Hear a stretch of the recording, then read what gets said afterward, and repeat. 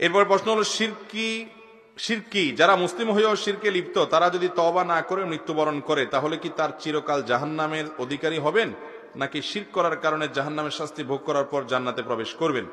ভাই, শিরক সম্পর্কে আল্লাহ রাব্বুল আলামিন বলেছেন, ইন্নাল্লাহা লা ইয়াগফিরু আন ইউশরাকা বিহি, আল্লাহর সঙ্গে যদি কেউ শিরিক করে, অর্থাৎ বড় শিরিক, কাউকে সিজদা করলো, কাউকে আল্লাহর স্থানে স্থলাভিষিক্ত করলো, এরকম মনে করলো, ইবাদত করলো যেটা আল্লাহর শানে শুধুমাত্র করা যায়, সেটা বড় শিরিক করলো, তাহলে সেই ব্যক্তি সম্পর্কে আল্লাহ বলেছেন এইটাকে আল্লাহ তাআলা মাফ করবেন না।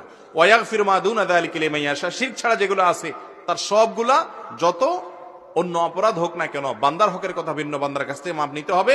আল্লাহর হক সংশ্লিষ্ট সমস্ত অপরাধ আল্লাহ মাফ করবেন, কিন্তু শিরক মাফ করবেন না। এই জন্য শিরক করে কেউ যদি তওবা করে মাফ চায় তাহলে ভিন্ন কথা, আবার মাফ হবে।